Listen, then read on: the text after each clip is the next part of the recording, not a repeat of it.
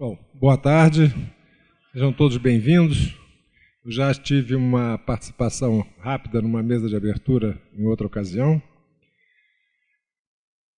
Esse debate específico, ele guarda relação com uma atividade bastante relevante do CAED, que é a elaboração a construção de instrumentos de avaliação.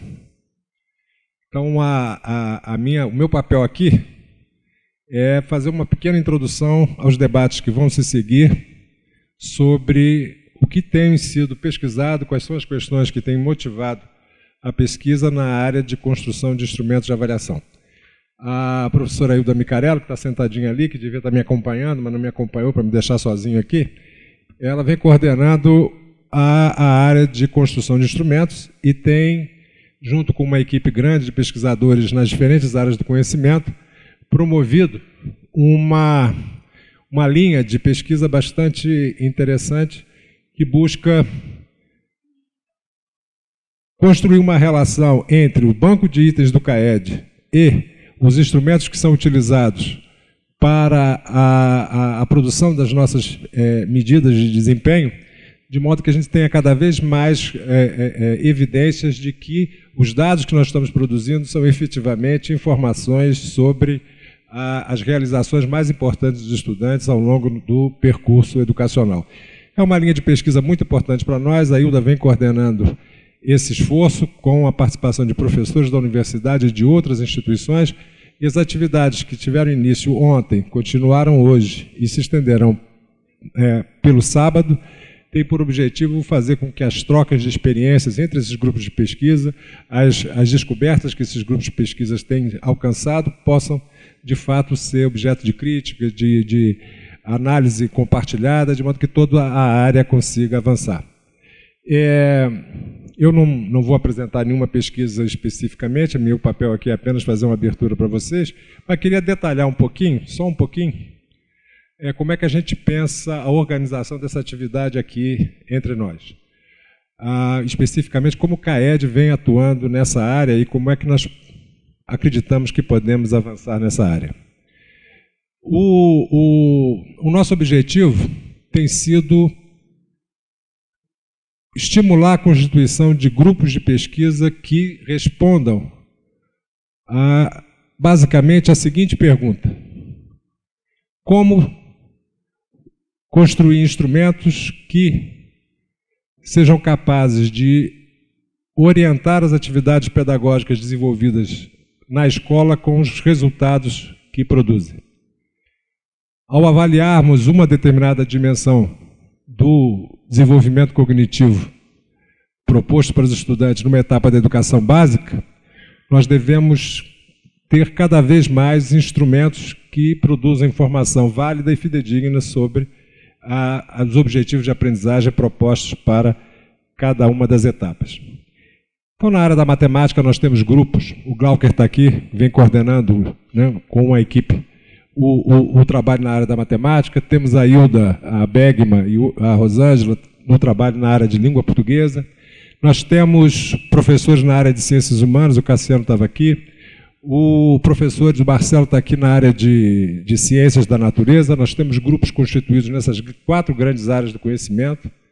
Nós temos um edital que deve estar saindo muito proximamente, convidando pesquisadores de diferentes universidades a apresentarem propostas de trabalho no CAED para o desenvolvimento de pesquisas nessa área de validação de instrumentos de avaliação, construção de instrumentos de avaliação, análise de matrizes de referência, definição de categorias de itens que propõem as melhores estratégias para a observação da realização de determinados objetivos de aprendizagem que são parte das referências curriculares.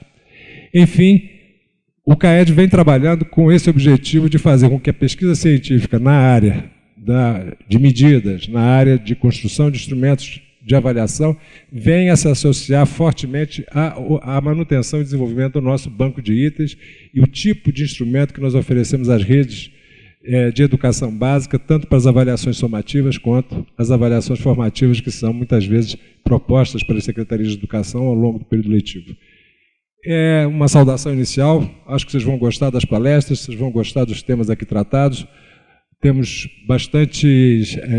um número muito significativo de descobertas, de conclusões, de propostas de aprimoramento daquilo que nós fazemos na área de instrumentos. E é só isso que eu queria falar, saudar todos vocês e que todos tenham uma excelente sessão de discussões e debates sobre a avaliação da educação. Muito obrigado. Boa tarde a todos e a todas. É um prazer estar aqui com vocês, aqueles que vêm acompanhando o seminário desde a sua abertura, estar aqui mais uma vez, aqueles que estão vindo especificamente para essa mesa. Eu agradeço a acolhida ao nosso convite e, como o professor Manuel falou, essa mesa ela tem o objetivo de discutir um tema com base no qual o CAED estabelece uma interlocução entre as suas diferentes frentes de atuação, né? O professor Manuel dizia que a pergunta que orienta os trabalhos que a pesquisa em avaliação do CAED desenvolve hoje é como construir instrumentos que possam produzir informação relevante para as escolas, né? E isso é algo fundamental porque, com base no modo como respondemos a essa pergunta, também construímos formas mais adequadas de atuação dos gestores nos processos de apropriação desses resultados e que orientam as suas atividades nas escolas, né? Bom, o trabalho da pesquisa em avaliação do CAED, ele tem se constituído numa tarefa bastante desafiadora, porque é necessário lidar com um conjunto muito amplo de temas, né? E, nesse conjunto amplo, recortar aqueles que possam, de uma maneira mais adequada, nos levar às melhores respostas a essa pergunta que o professor Manuel colocou na fala dele. E um grande tema para nós é essa relação entre o currículo e os instrumentos de avaliação, né? Para algumas áreas, essa é uma relação já mais apaziguada, ou uma relação sobre a qual já construímos maiores entendimentos, né? Exemplo disso são as áreas de língua portuguesa e matemática. Essas áreas já têm uma maior tradição e trajetória nas avaliações sistêmicas e, portanto, nós já temos também algumas respostas construídas de uma maneira mais consistente ao longo do tempo. E outras áreas nos desafiam de uma maneira bastante contundente, as áreas de ciências da natureza e ciências humanas. E penso eu que essas áreas são desafiadoras porque elas congregam diferentes componentes curriculares com suas especificidades, né? Então, o nosso grande desafio é como encontrar aquilo que caracteriza o cerne de uma educação básica para as ciências da natureza e para as ciências humanas. E, ao mesmo tempo, construir instrumentos capazes de aferir essas realizações ao longo da educação básica. Então, aqui na composição dessa mesa, nós buscamos trazer pessoas que possam nos ajudar a pensar, né, sobre os desafios de conjugar bons instrumentos capazes de produzir boas medidas, né, e que nos ajudem a uma comunicação mais efetiva com as escolas. Então, é com muita alegria que hoje eu estou aqui mediando essa conversa, né, que nós pretendemos conduzir da seguinte forma. Pensamos em 20 minutos de exposição para cada um dos colegas e depois nós teremos um tempo para conversarmos e esclarecermos dúvidas, né? e colocarmos as nossas próprias questões. Podemos fazer dessa forma? Então, eu vou começar passando a palavra à professora Delane Cafiero, da UFMG, já a nossa companheira numa interlocução com o grupo de pesquisa de língua portuguesa, e é um grande prazer, Delane, uma alegria poder ter você conosco aqui mais uma vez. Tá? Eu é que agradeço o convite, agradeço a parceria, né? E agradeço poder estar aqui conversando com vocês um pouquinho sobre questões que são minha preocupação já há alguns anos, né? Eu vou falar de um ponto, de um recorte bem específico, assim como normalmente as pesquisas fazem, né? A pesquisa ela toma um objeto maior e faz um recorte desse objeto para a gente poder enxergar alguns pontos. Então, eu vou falar da formação de leitores proficientes, né? O que eu estou entendendo por leitor proficiente? O leitor competente. Aquele leitor que lê e é capaz de solucionar os seus problemas no dia a dia por meio da leitura. E vou tentar fazer uma reflexão para mostrar o que as avaliações, né, as avaliações escolares e as avaliações não escolares, elas podem dizer para o currículo. Bom, então, os objetivos... Pode passar, por favor? Está aqui, desculpa. Você passa?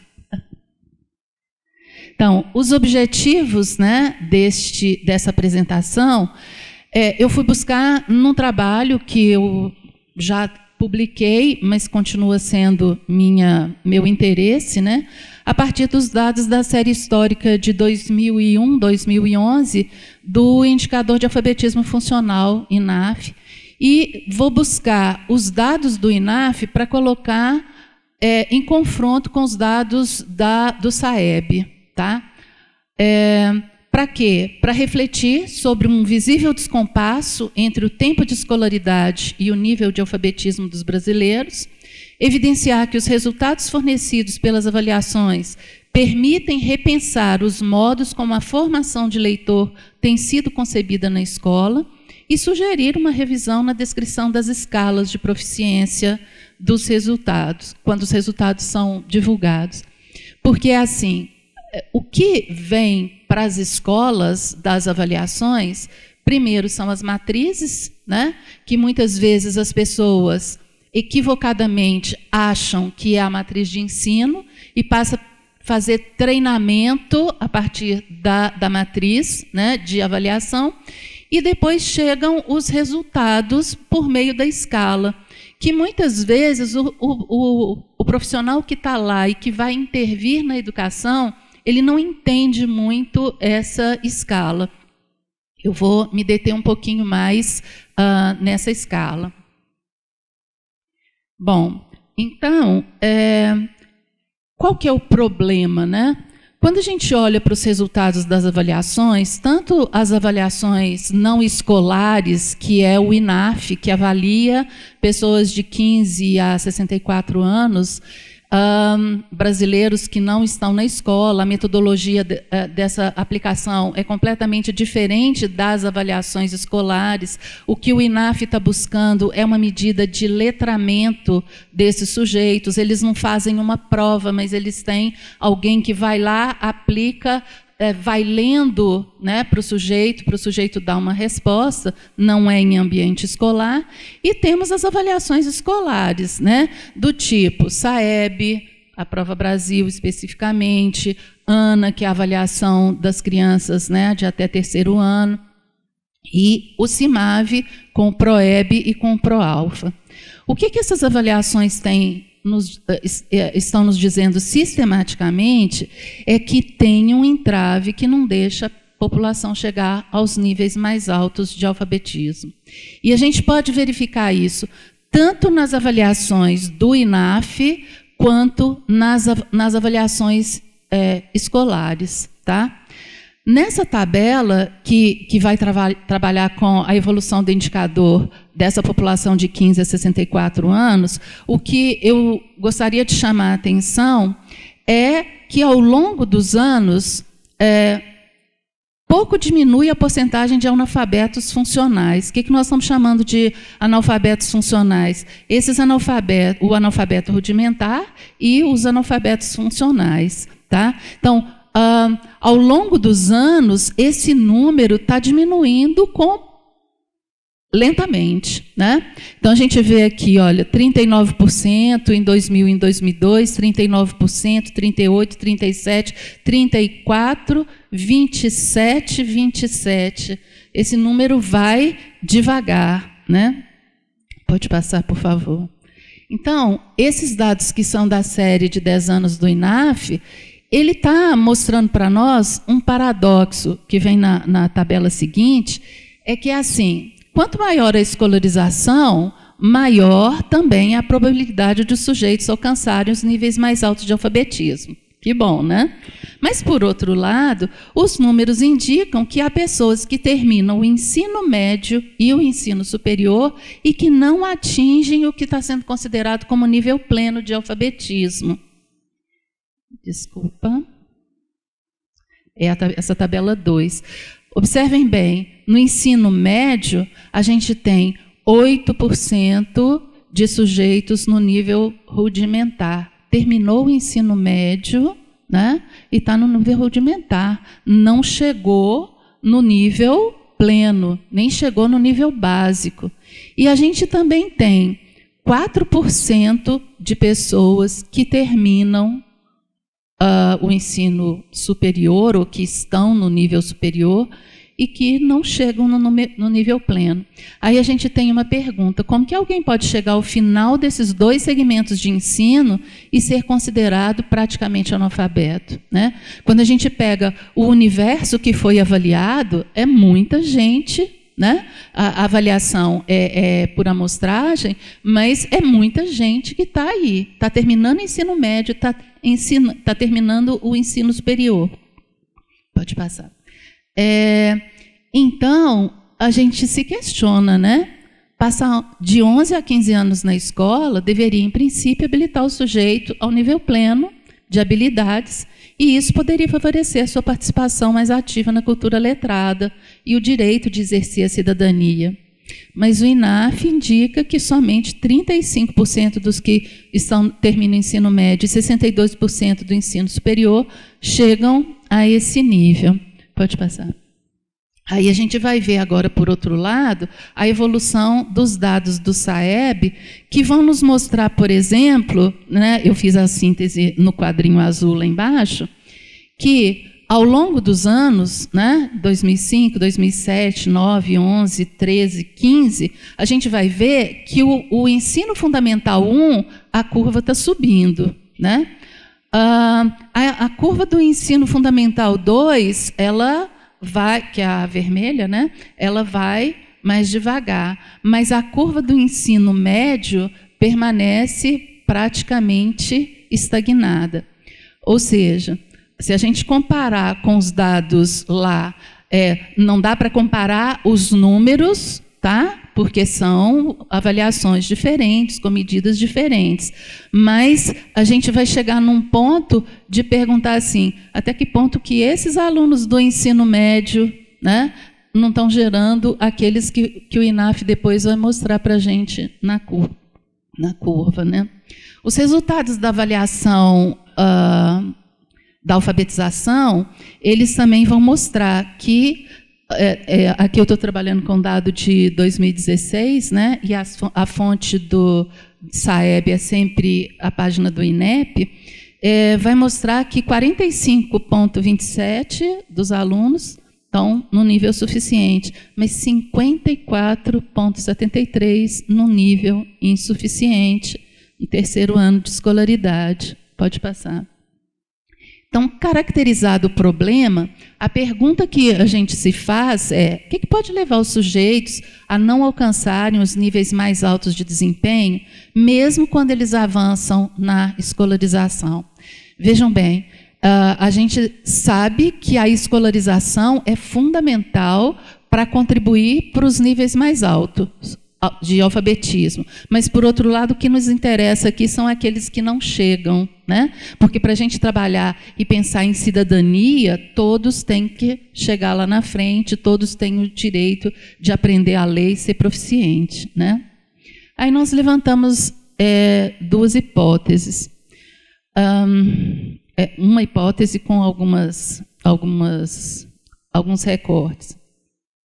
A gente não vai desconsiderar os diversos outros fatores, como o econômico, social, que também podem explicar, né, esses problemas, do tipo, quais são as escolas, né, quais as escolas, onde essas escolas se colocam, quem são esses alunos, como que esses alunos estão sendo formados. Eu não estou considerando esse aspecto. O que vai chamar a minha atenção aqui são as práticas escolares, tá? As práticas escolares de leitura. E, muito especificamente, as concepções que marcam essas práticas escolares de leitura. Traduzindo, o que eu estou entendendo que é leitura quando eu ensino leitura, tá? Para poder gerar alunos que não são proficientes na leitura. Então, a ideia é que, se a concepção de linguagem, de língua e de leitura é uma concepção redutora, elas vão inibir o processo de formação do leitor competente, né? E aí, se eu tenho uma concepção de leitura redutora, mesmo tendo passado pela escola, os sujeitos podem não saber ler, porque eles aprenderam que ler é apenas decodificar. E um trabalho pedagógico que vai se circunscrever a alguns textos e não outros, a algumas práticas com esses textos e não práticas mais amplas, esse trabalho pode também gerar maus leitores. O que as avaliações estão dizendo quando a gente observa as escalas? Então, o que eu fiz aqui? Eu peguei as escalas do SAEB de vários anos, tá?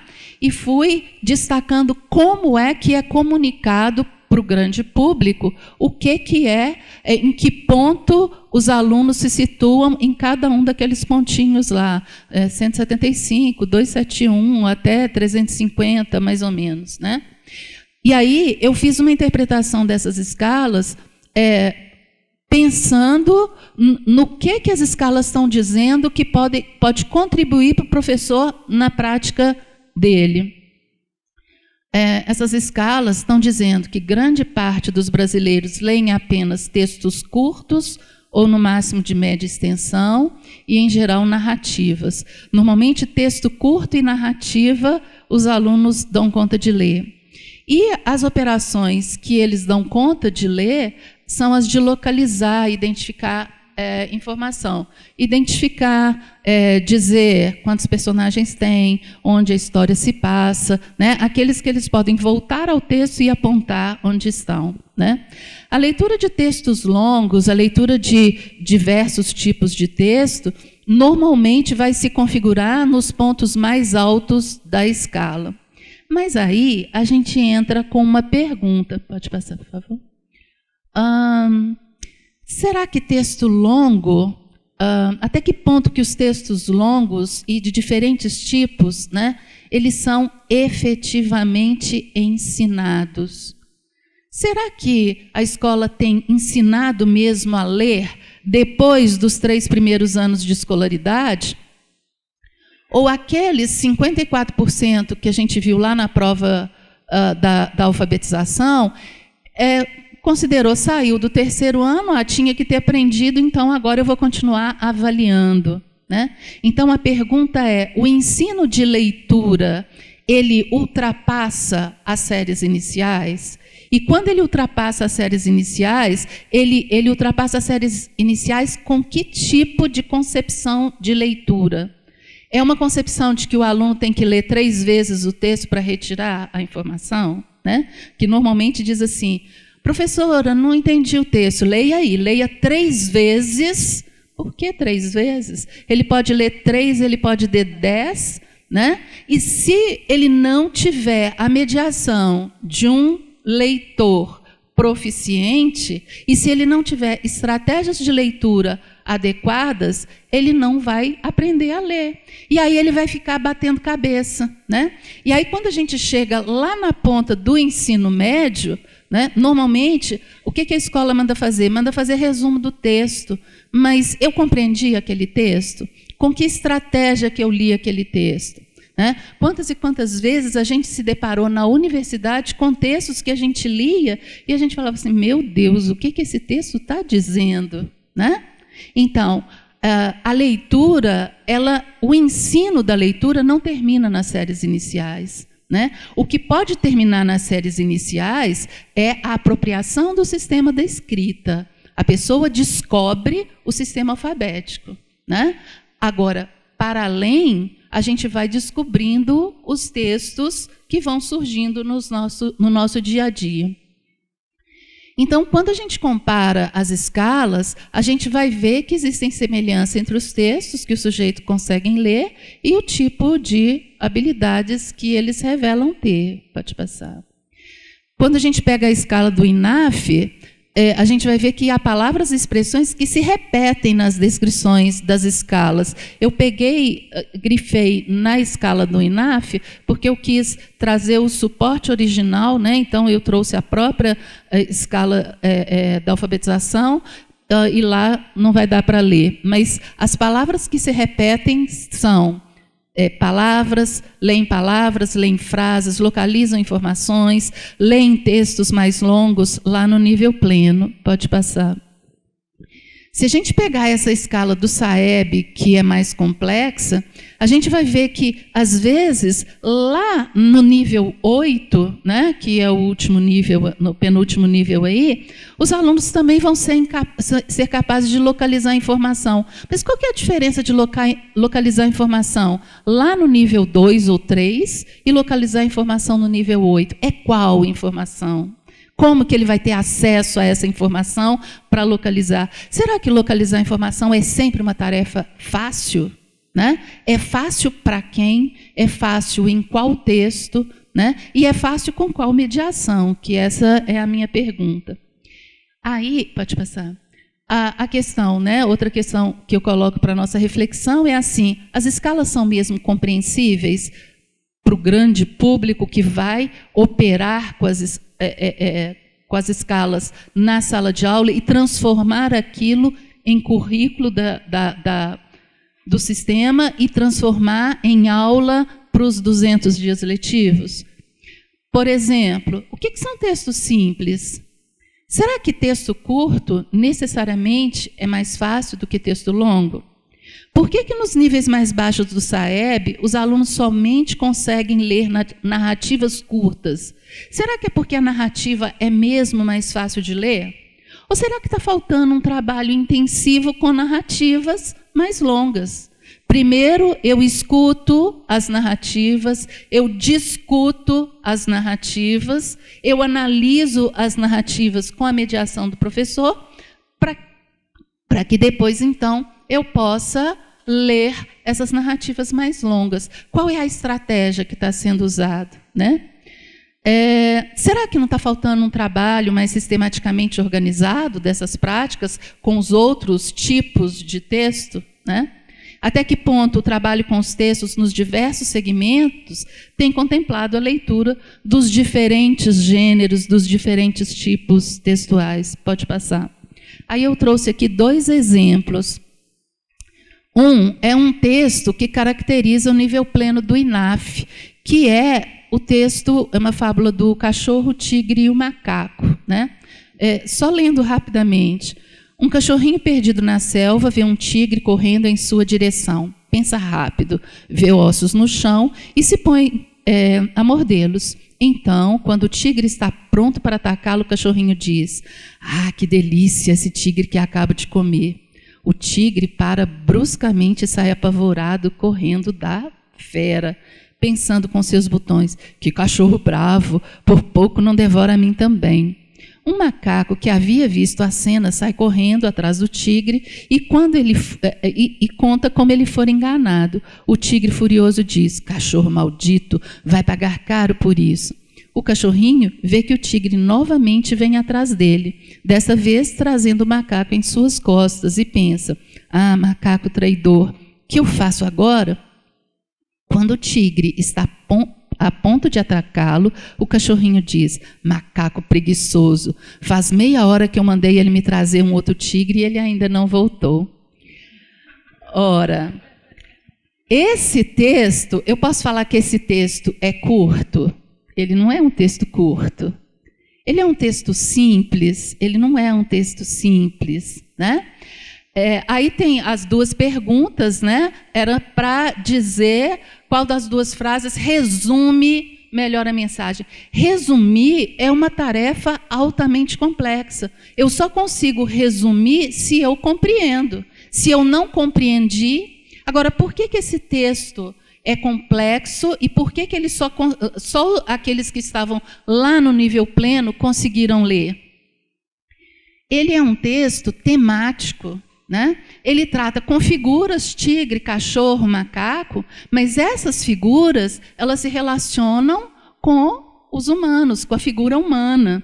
Então, no plano vertical, né? No plano mais profundo, tem uma lição de moral aí, que eu só vou conseguir responder a pergunta se eu conseguir chegar nesse plano mais profundo.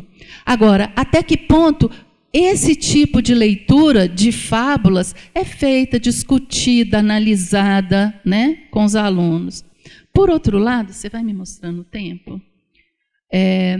Tem um outro item, né, que é do Saeb agora, que também é importante ler só para a gente ver, porque... 5? Tá. Olha aquele quadro azul primeiro. Os que escolheram a alternativa correta demonstraram competência de leitura de textos simples e souberam seguir as pistas linguísticas necessárias para localizar a informação.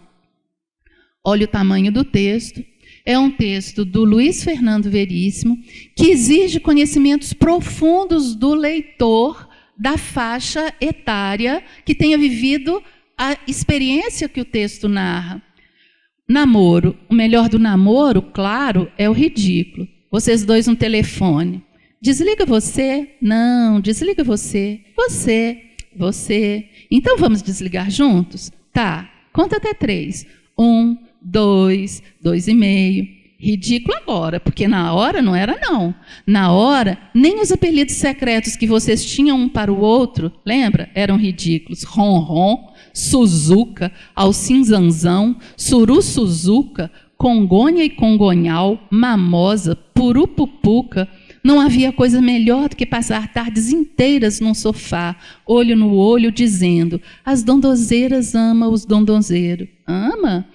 Mas os dondozeiros amam as dondozeiras mais do que as dondozeiras amam o dondozeiro. E por aí vai.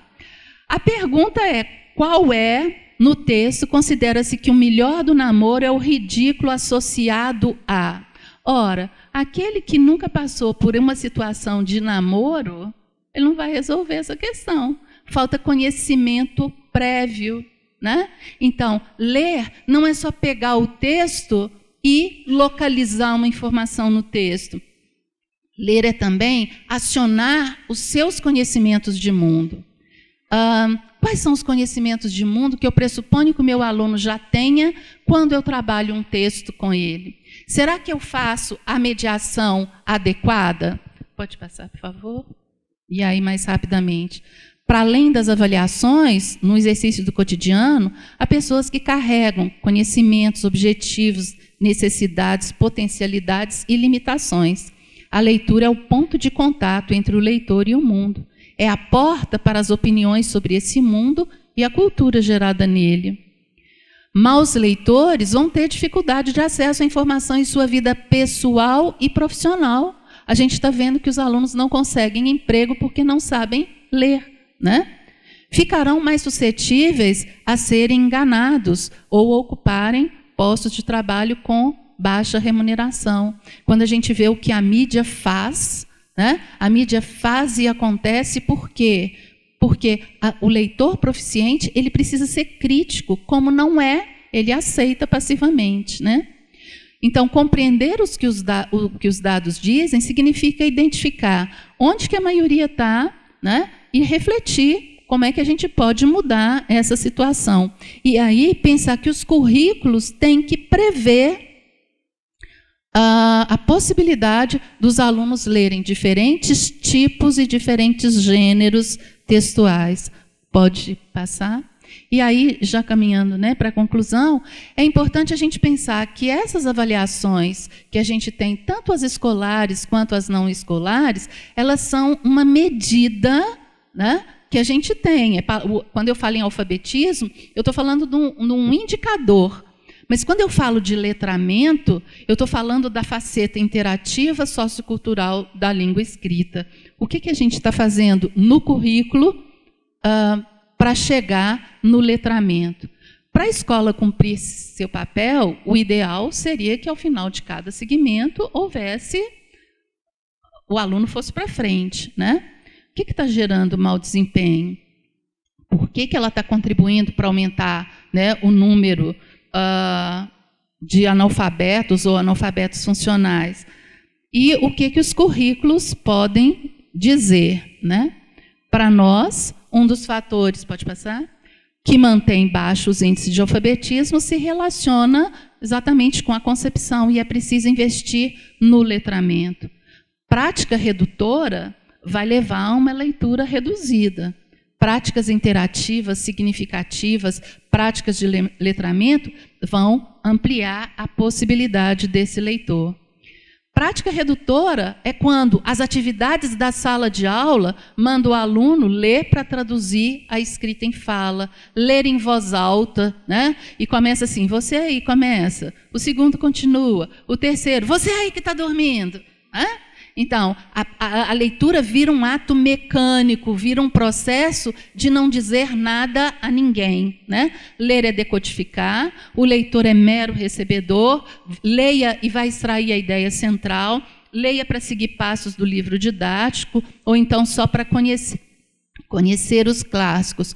Por outro lado, ler como prática social permite a interação com o outro, com os outros. Ler é produzir sentidos, é compreender, é interpretar os diferentes textos que circulam socialmente, né? Então, é preciso que as concepções de leitura das avaliações e dos currículos estejam afinadas. É preciso ter clareza de que a língua não é um objeto pronto, de que a língua é um objeto multifacetado, né? E é preciso que nas nossas aulas a gente extrapole o limite da localização e das narrativas e vá também aos outros textos, aos textos argumentativos. Pode passar essa, por favor?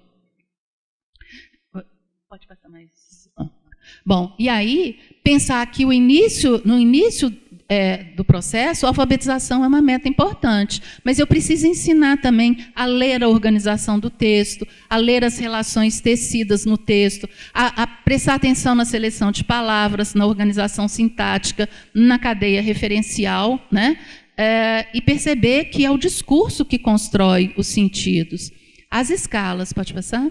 As escalas, para darem ao darem informações tão fragmentadas, elas estão dizendo pouco sobre o que precisa ser lido, né? Então, eu acho que a gente precisava, naqueles pontos, a descrição não pode ser a descrição do que o item está me dizendo. Aquele item que foi colocado naquele ponto vai me dizer, não, eu tenho que tentar por ali fazer uma leitura mais complexa do que é que eu posso informar para o currículo, né, por meio das escalas. E, por último, não há nada de simples na tarefa de leitura, né? Não há passividade na tarefa do leitor. Ler é trabalhoso, tanto para quem aprende quanto para quem ensina. Há um grande desafio a ser enfrentado para formar leitores proficientes, e eu acho que os dados que a gente tem das avaliações, eles podem nos ajudar, sim, a fazer um currículo melhor e a mudar as nossas práticas de leitura. Esse texto que eu utilizei, pode passar o último, ele está publicado no livro Alfabetismo e Letramento no Brasil, 10 anos do INAF, que foi publicado Vera Mazagão, Ana Lúcia Dampério e Antônio Augusto Batista, publicado pela Autêntica em 2015. Muito obrigada.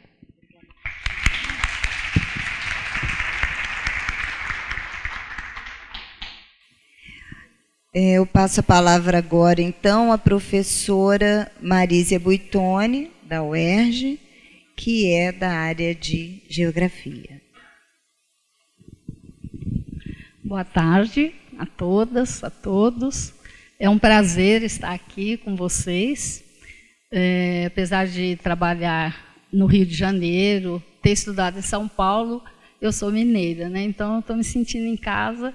Sou da região do Triângulo Mineiro, onde fiz meu curso de ensino fundamental e médio, e só depois que realmente fui conhecer o ensino aí em outros estados.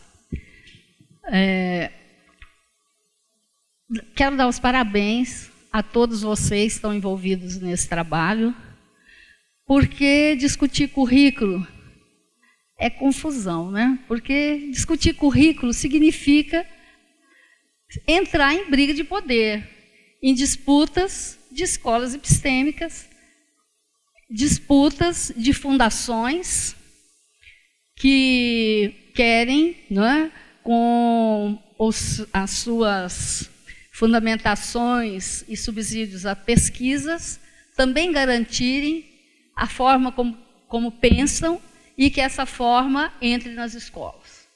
Então, é um trabalho difícil, requer muito senso, muita calma, para que possamos, né, nos posicionar frente a todas essas demandas, a todas as disputas epistêmicas que atravessam a organização de diretrizes curriculares, de base nacional comum curricular, que atravessam todas as formas de levar conhecimento produzido para dentro da escola, né? Então, é preciso se pensar, e como vocês ainda propõem currículo e avaliação, então é evidente que para chegar à avaliação, primeiro eu tenho que percorrer esse processo, que é da construção. Então, definir qual é o currículo, né, que vamos trabalhar, de que forma nós vamos avaliá-lo, porque a avaliação vai ser o processo de toda uma tomada de decisões. Então, é uma tarefa, né, que não é para principiantes. Então, vocês estão de parabéns de terem, né, sempre esses seminários. Esse é o primeiro que participo. Então, eu fiquei pensando, né, como a gente tem a participação em 2 dias, eu pensei aqui na mesa, que é uma coisa mais rápida, falar um pouco de uma pesquisa que eu ainda estou realizando com a organização que mais representa os geógrafos no Brasil, que é a AGB, Associação dos Geógrafos Brasileiros, que foi criada em 1934, junto com o primeiro curso de geografia no Brasil, que foi o da USP, né, com a missão francesa, com Pierre de Fontaine, e depois continuada com Pierre Monbec. Então, o pessoal que é de geografia aqui sabe, né, do que eu estou falando. E a nossa associação começou também a se preocupar com a visão que ela tem. Qual é o currículo praticado e apresentado pela AGB? Onde é que esse currículo apresenta? Qual é o recado que a maior associação de geografia do Brasil está levando nos seus encontros, nos seus congressos, né? Que currículo se defende? Então, como é que se faz uma avaliação dessa, né? Eu entrei, então, numa demanda, porque fui presidente dessa associação, em tentar entender o que se discutia no eixo temático de ensino, né? Então, esse é uma preocupação que a gente teve. Eu continuo nesse trabalho, tem alguns resultados que eu queria falar um pouco com vocês hoje. E depois dar uma passada rápida também numa outra questão que é polêmica, que é o maior programa nacional em termos de políticas públicas, que é o PNLD. Eu trabalhei no PNLD, até preciso atualizar meu currículo, que ele leu que eu ainda estou lá, não estou. Eu fiquei até o ano passado. Gente da minha geração não liga para currículo Lattes, entendeu? Porque a gente acha que ficar mostrando esse excesso de produtivismo não é tão importante. Mais importante é a relação professor-aluno. Então, a gente não dá muita bola para essa coisa de viver colocando tudo que fez, né, ali no currículo. Mas, então, eu trabalhei na avaliação dos livros didáticos como mediadora do MEC e da universidade, que era escolhida, né, para fazer essa avaliação, de 2004 até o ano passado, até 2017. Então, muita coisa é possível da gente trabalhar em termos de onde sai aquela ficha de avaliação que todo mundo conhece nos livros didáticos. Então, conversar um pouquinho, rapidamente, sobre isso. O que vocês quiserem saber mais, a gente desenvolve nas perguntas, né, e nas respostas, durante a conversa. Amanhã eu vou ficar acompanhando. E no trabalho de amanhã, como é mais centrado na questão do banco de itens, trocar um pouco da experiência feita no INEP por ocasião da elaboração da prova docente, que nós tivemos que pensar uma matriz de geografia para os anos iniciais, uma matriz para os pedagogos que só tem um semestre de geografia durante todo o seu curso. Então, que matriz pode ser essa? Então, quer dizer, esse caso acho que fica mais para amanhã, né, que está mais centrada nessa questão. Então, vou falar assim rapidamente. Eu tenho um gráfico aqui, depois eu vou distribuir para vocês, porque eu tive um acidentezinho com o meu HD, caiu lá no aeroporto e ele não liga mais. Então, também as aulas, um monte de coisa, a apresentação está nesse HD que alguém, né, eu acho que hoje em dia, não sei se ressuscita também o HD, né? Mas aí a gente tenta fazer isso e os gráficos que eu tiver eu deixo aqui com o pessoal da geografia. Pensando isso, então, qual é o currículo praticado na AGB, né? Que é essa Associação dos Geógrafos Brasileiros? Eu comecei, então, fazendo um balanço da área de ensino, né? Porque a AGB sempre promove encontros nacionais, né, a cada 2 anos, e a cada 5 anos o congresso, né, de geografia. E embora essa associação esteja passando por várias transformações e, né, dificuldades, nos seus encontros em congressos, ela ainda consegue reunir o maior número de geógrafos no Brasil, né? Quem é da geografia sabe disso, que os congressos de geografia, eles realmente mobilizam professores de todas as regiões onde eles ocorrem. Então, eu fiz um balanço do encontro nacional de geografia que houve em São Paulo em 2008, o que houve em Porto Alegre em 2010 e o que houve em Belo Horizonte em 2012. Em 2014 foi o congresso, então foi uma outra coisa, e teve o outro em 2016, que a gente está juntando ainda os textos. Como é que a gente está pensando, né, nessa avaliação? Como avaliar esses materiais do congresso? Então, primeiro, a gente usar principalmente a fonte primária, que são os textos, né, resumos e os artigos que os professores e estudantes de graduação e pós-graduação entregaram, né, nesse eixo de ensino, que é subdividido em 20 sub-eixos, né? Esses trabalhos, então, voltados à área de ensino de geografia, eles somaram, nesses anos, 1.468. Então, eu li esses trabalhos e tentei ver o que eles tinham em comum, se existiam interfaces, que recado de geografia, que preocupação que eles apresentavam, né? Então, depois da tabulação desses dados, eu fiz alguns quadros, né, sintéticos, uma tomada geral desses trabalhos, inclusive vendo que a própria entidade, né, que é a AGB, que ela é cultural e científica, ela própria mudava o nome dos subeixos a cada encontro. Então, era meio complicado para ver assim, bom, isso aqui eu ponho, né? Havia mudança assim, pequena, mas que já era outro eixo. Às vezes era assim, livro didático e educação especial, juntos. Aí, no outro ano, separava. Tinha um para livro didático, outro para educação especial. Então, quando você vai tabular isso, fica meio complicado, porque você não sabe o quanto que era de um de outro, porque apresentava junto. Então, às vezes, pela leitura do trabalho, dava para separar mais qual era o foco maior que o autor estava dando àquele trabalho. Muito bem.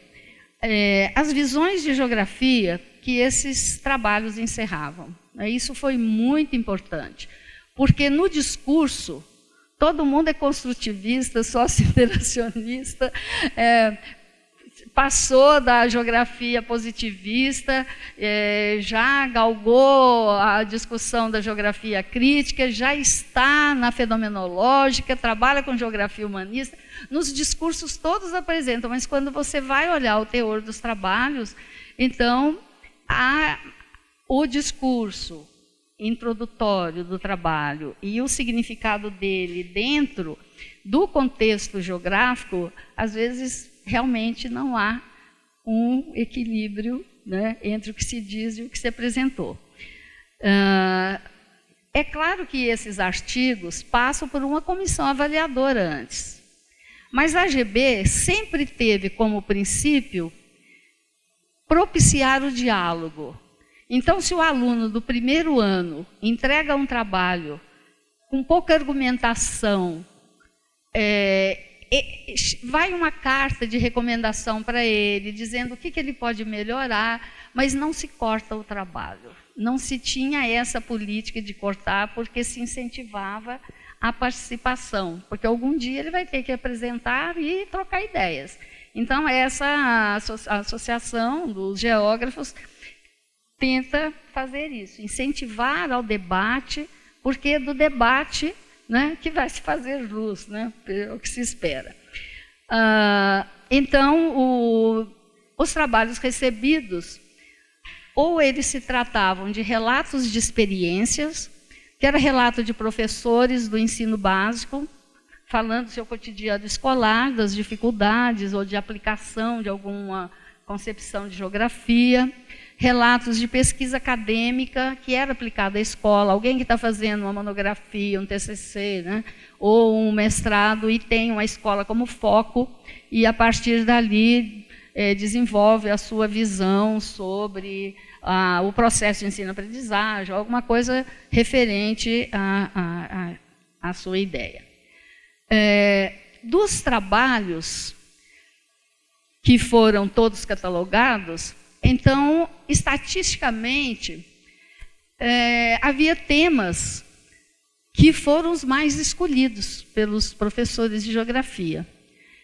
E nesses anos que eu pesquisei, o tema que teve uma maior repercussão foi o da educação ambiental.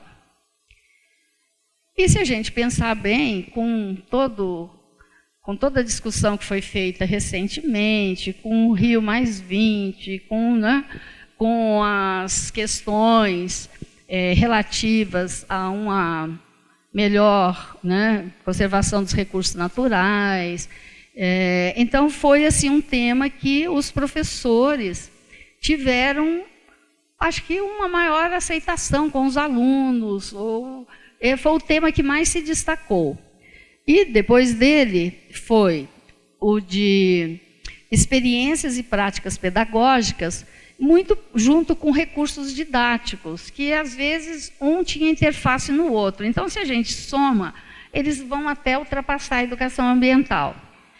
E aí os temas eram estágio supervisionado, educação popular, Educação, Geografia e Espaço Escolar, reflexões sobre aprendizagem e geografia, teorias, conceitos e categorias no ensino, metodologia e práticas pedagógicas, metodologia e teoria de ensino, livro didático, educação especial, temas de geografia física, recursos didáticos, experiências e práticas pedagógicas. Você vê que é uma mudança que eles botam no nome, um põe experiência, o outro não põe, você já fica com uma tabela daqui, a outra para você se juntar. Ensino de geografia e tecnologias, instituições e políticas educacionais, reflexões sobre geografia escolar, cartografia escolar, formação de professores. Então, aí acontece algo muito interessante. Cartografia perpassa todos. Quase todos têm alguma representação. Então, quando você olha o eixo cartografia, ele não é tão representativo. E quando você lê os trabalhos, você vê que a cartografia está fazendo parte de outros subeixos aqui mostrados. Então, tem uma série de coisas que esse trabalho foi mostrando até para que a associação saiba fazer uma convocação e uma divisão dos subeixos mais centrada naquilo que se pode fazer. Porque nessa primeira amostragem, nós sentimos mais dificuldades para poder organizar esse trabalho, porque tem que ser feito em nível nacional, né, do que qualquer outra coisa. Então, eu separei aqui a visão de currículo que os professores levaram. O que eu percebi dos textos desses professores e estudantes que apresentaram. Então, a produção acadêmica somou 75% dos trabalhos apresentados e os relatos de experiência, olha, dos professores na escola não chegaram a 25%. Então, o que a gente vê? Que o professor ainda é inibido para falar da sua prática, para avaliar a sua prática, e talvez até por força da geografia nunca ter se debruçado muito nessa área de avaliação. Não faz muito parte da praia da geografia. A geografia gosta mais de discutir seu objeto, né? A história do seu pensamento. Já falei tudo isso? Eu sou faladeira, deixa eu correr. Bom, enfim, os diferentes termos, né, que o currículo foi tratado. Ora, era o componente curricular, geografia. Ou os documentos nacionais, como os parâmetros curriculares nacionais, os guias curriculares, as orientações curriculares do ensino médio, ou os currículos, né, vamos dizer assim, oficiais, reais, que englobavam o conjunto de atividades previstas e realizadas na escola. Outros trabalhos estavam mais preocupados com o desvendamento do currículo oculto, nos trabalhos que discutiram as relações de poder contidas no espaço escolar, envolvendo estudantes, corpo docente e administrativo. Então, quais as relações de poder, de que maneira que a geografia pode trabalhar isso com o currículo e amarrar com as concepções de território, que também envolve relações de poder, né? Ou as noções de lugar, que entra com o afeto, com o sentimento de pertença, né, e tudo mais. No conjunto, o que se pretendia? Nós víamos ali sinalizações dos professores para um currículo ideal. O que seria, na visão desses professores, que são todos participantes, muitos militantes, não é? Porque o professor que escreve um texto e vai levar num congresso, ele quer discutir, ele está preocupado com a sua prática. Então, alguns fizeram ponderações, entendendo, né, alguns emitindo críticas às propostas que valorizavam pouco a realidade do aluno. E outros refletindo sobre a necessidade de se substituírem essas prescrições curriculares por outras concepções mais abertas, que respeitem as diferenças individuais e favoreçam experiências significativas nos espaços escolares. Outros artigos também discutiram a relação entre currículo e conhecimento escolar, currículo e cultura, entendendo que os conhecimentos são produzidos culturalmente, sendo por intermédio do currículo que grupos sociais hegemônicos expressam sua visão de mundo e formulam projetos sociais reprodutores de relações de poder. Então, como evitar como trabalhar com isso na escola, né? As referências teóricas e metodológicas que pudemos tirar de todos esses trabalhos, né, elas reuniam autores tanto da pedagogia, da filosofia, da sociologia, destacando-se, né, o Michael Apple, o Pierre Bourdieu, Henri Giroux, nos enfoques críticos sobre ideologia, conhecimento, poder e a função reprodutora da escola. O Chervel e o Goodson, nos questionamentos sobre a compreensão do surgimento e da existência de disciplinas escolares estreitamente relacionadas às estruturas das disciplinas de referência. Não é? Quando você trabalha ensino de geografia ligado à epistemologia da geografia, a história do pensamento geográfico, como é que se fazia, né, essa distinção. César Coll, em artigos que analisaram currículos organizados a partir de competências. Os autores nacionais mais citados pelos geógrafos nesses trabalhos de currículos foram o Paulo Freire, na proposição de currículos diferenciados para uma educação popular, o José Carlos Libânio, com a sua formulação sobre a pedagogia crítico-social dos conteúdos, Tomás Tadeu da Silva, nas discussões das teorias de currículo envolvendo saber, poder e identidade. Eu ia falar também da visão do livro didático que apareceu aqui. Como não vai dar tempo, então eu só deixo também, se quiserem, no debate, a gente pode discutir o seguinte: qual é o currículo do livro didático? Quem escreve? Quais são os pressupostos orientadores do currículo para que os autores escrevam os livros? Aonde está isso? Aonde está a base, né, do Ministério da Educação que possibilita a elaboração de uma ficha de avaliação dos livros que são julgados em escala nacional e que vão para as escolas? Então, isso a gente deixa aí para o debate, porque realmente o tempo foi curto. Muito obrigada.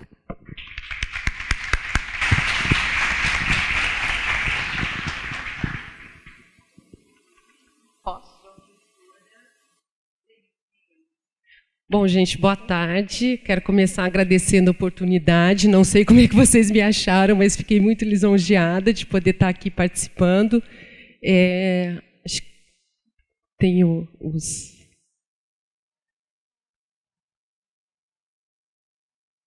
Tá aqui, tá aqui. Tá? Na verdade, assim, ouvindo vocês falarem, né?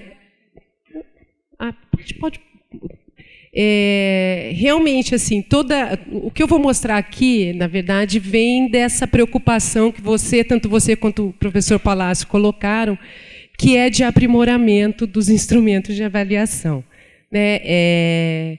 Essa prática de pesquisa que a gente tem desenvolvido, deixa eu colocar o...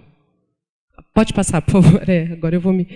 somos 3 colegas de trabalho, né, os 3 formados em biologia, e a gente, no trabalho cotidiano, sempre teve essa preocupação de que, puxa vida, a gente trabalhava mesmo vem trabalhando no INEP há pelo menos 8 anos, com os itens, com a confecção de itens, e sempre nos vinha, né, principalmente nos itens de biologia, que nos é mais próximo, essa coisa, nós estamos dialogando, será que isso está na escola, o que acontece? E isso principalmente com o Enem, porque a gente sabe que a área de ciências da natureza, tanto quanto ciências humanas, geografia e história, não tem tradição no SAEB, né? Então, nós começamos olhando itens de biologia de algumas edições do Enem, procurando encaixá-los nos PCN+. Isso foi um trabalho que a gente fez em 2012, e já em 2012, então, nós já tínhamos acesso ao projeto de lei que deu origem ao Plano Nacional de Educação. E lá, como uma das estratégias, já tinha escrito que o SAEB deveria ampliar a avaliação para ciências, né, nos anos finais da educação básica. Então, desde 2012, a gente começa a ir atrás, o que existe, né? Não é tradição, né? Se a gente pega um histórico do SAEB, leitura e matemática em cada ciclo, né, língua portuguesa com ênfase em leitura, enfim, em cada ciclo aparece realmente, e mais a parte de ciências da natureza e ciências humanas é muito fragmentado. A gente tem algumas experiências, eu vou mostrar aqui alguns ciclos que tiveram, mas foram abandonados, são cheios de brechas. Então nós começamos a tentar olhar, bom, se isso é uma demanda que está no Plano Nacional de Educação, que o INEP vai ter que dar conta, né? A gente começou, então, a estudar um pouco como é que vai ser essa avaliação, né? Então, a gente vem fazendo esses estudos, desde que surgiu a primeira versão da base, né? A primeira proposta, a primeira versão da base, a gente tem olhado a base e usado, né, em termos de comparação, de procurar convergências, de procurar padrões, digamos assim, as duas avaliações internacionais que o Brasil participa, que é o PISA, o Programa Internacional de Avaliação, e uns estudos que não têm a mesma periodicidade do PISA, mas que o Brasil participa, que são estudos do Laboratório Regional ligado à Unesco, Laboratório Latino-Americano de Avaliação Educacional, ligado à Unesco, que o Brasil tem participado. E na edição de 2013, que foi chamado Terceiro Estudo Regional Comparativo, houve avaliação de ciências da natureza para estudantes do 7º ano. Então, nós pegamos isso que existia em termos de avaliação internacional na área e, olhando a base, e aí as 4 versões da base, né, a cada momento aparecia uma, a gente tinha que refazer. E o que eu vou apresentar aqui é um pouco disso que a gente foi vendo assim, na procura de convergências. Assim, nós estamos... o que está sendo avaliado? Eu acho que todo mundo já deve ter ouvido falar do PISA, né? A cada 3 anos vem o PISA, o Brasil péssimo, não sei o quê, não sei o quê. E a preocupação é assim, bom, mas será que que está conversando, que está dialogando com a nossa educação? Vamos olhar, vamos ver o que está acontecendo? Então, é um pouco nesse sentido. É cheio de texto, tá, gente? Não se assustem, eu vou tentar só ir pontuando em cada slide, para que, no final, eu vou fazer assim, tipo um resumão das convergências entre essas matrizes de avaliação de ciências, o que está proposto na base para ciências da natureza, né, e tentando buscar essas convergências, tá bom? Então, vou falar um pouco de ciências da natureza na base. Ah, você já foi, né? Estou sendo muito lenta, né? É só um... Então, eu vou falar um pouco de ciências da natureza na base, como é que está, o que a gente vê lá na Base Nacional Curricular, essa última versão final, homologada em dezembro, as matrizes dessas avaliações de larga escala e um pouco as experiências do SAEB, o que nós extraímos e consideramos como diálogos, convergências entre esses documentos e, né, algumas ideias de possibilidades de avanço na avaliação de ciências da natureza. Estou falando de ciências da natureza especificamente, tá? Então, só para começar, a base deixa muito claro... Eu estou confusa, porque eu estou lá e aqui, só um pouquinho para eu me achar. A base, então, ela deixa... muito clara a questão, né, dos conteúdos curriculares a serviço de desenvolvimento de competências, e aqui eu chamo a atenção, eu tirei todo esse trecho, não precisa ler, mas assim, o documento justifica isso com base na LDB, né, com base numa grande pesquisa feita em currículos dos estados e grandes municípios brasileiros, que, segundo o documento então da base curricular, já trazem a questão das competências como, né, realmente ali a serem desenvolvidas nos estudantes, e cita também que competência é o enfoque adotado justamente por essas 2 avaliações internacionais que eu já falei para vocês, que eu vou mostrar um pouco de como é que está isso na matriz da avaliação. Tá? Os objetivos, né, da área de ciências, e aí eu quero fazer esse parênteses, é ensino fundamental, porque nós não temos ainda a base para o ensino médio. Então, aqui eu estou focando no ensino fundamental, né, pensando o SAEB no PNE para os anos finais do ensino fundamental, porque existe uma confusão ali se o Enem vai tomar o espaço do SAEB na avaliação. Então, estou falando do ensino fundamental. Tá? Então, a base cita literalmente que o objetivo da área de ciências da natureza no ensino fundamental é desenvolver o letramento científico, né? Isso aparece, então, literal, e dizendo, né, de letramento científico a capacidade de compreender e interpretar o mundo natural e social e tecnológico e transformá-lo com base nos aportes teóricos e processuais, né, da área de ciências da natureza aqui no caso, né? Como finalidade última do letramento, desenvolvimento da capacidade de atuação no e sobre o mundo. E uma outra coisa que eu grifo é a questão de deixar claro dos conhecimentos científicos produzidos, bem como a aproximação dos processos, práticas e procedimentos de investigação científica. Então, isso é pontuado, e eu pontuo por quê? Porque isso é absolutamente convergido com a matriz de letramento científico do PISA, né? Eu vou falar mais sobre isso depois.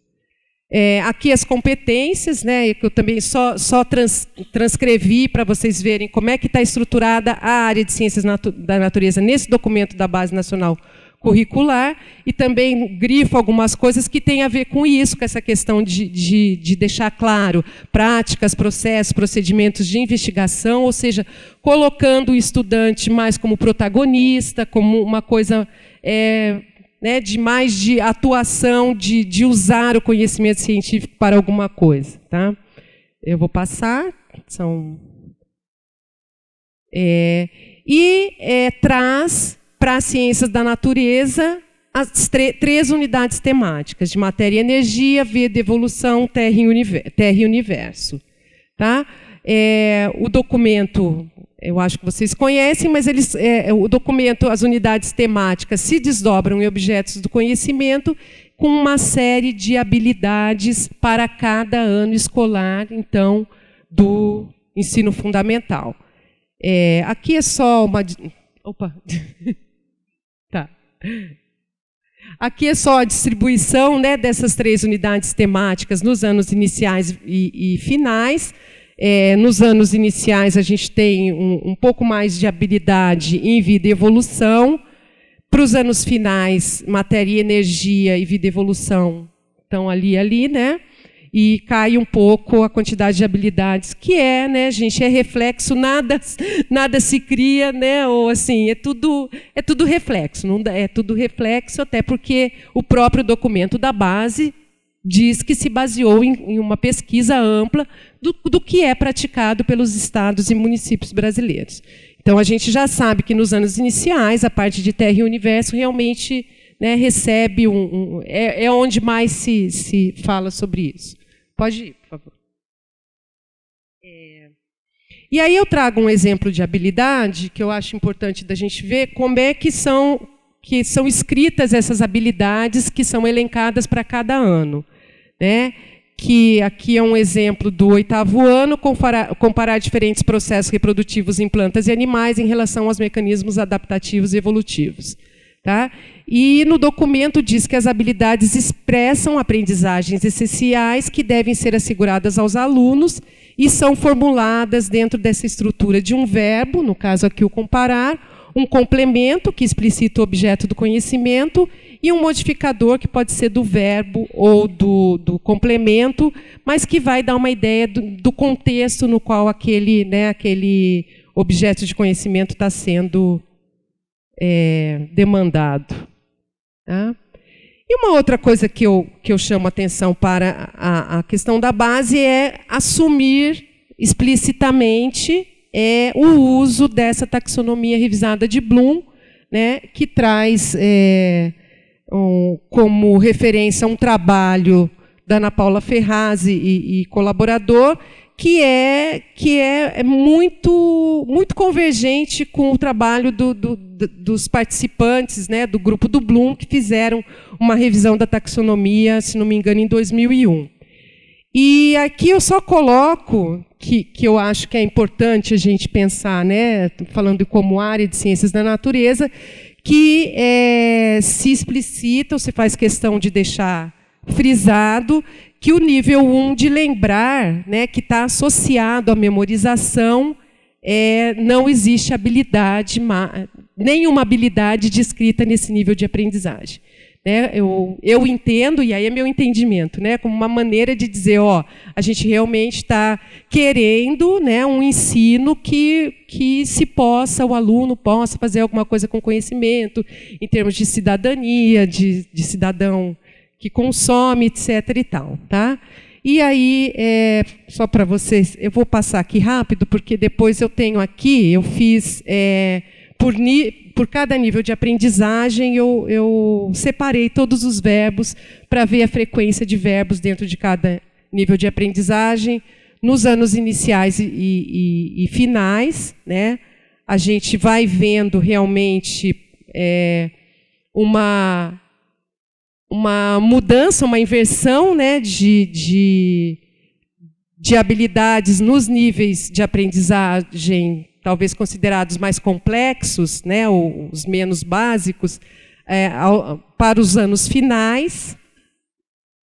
Aqui no nível de aprendizagem 5, né, fica bem evidente isso, que já é para uma coisa mais de uso do conhecimento, se é que eu posso dizer isso, mas assim de explicar, de discutir, de deduzir. Então, operações ou processos cognitivos mais complexos, né, se a gente pode entender assim. Bom, dei esse panorama, né? Pode ir. E aí eu quero mostrar para vocês. Tá, pode ir para frente. Pode ir. Isso. Que justamente esse trabalho que a gente fez, que foi olhar para as matrizes de referência dessas duas avaliações internacionais de ciências para estudantes do fundamental, porque o PISA, pode ir, por favor.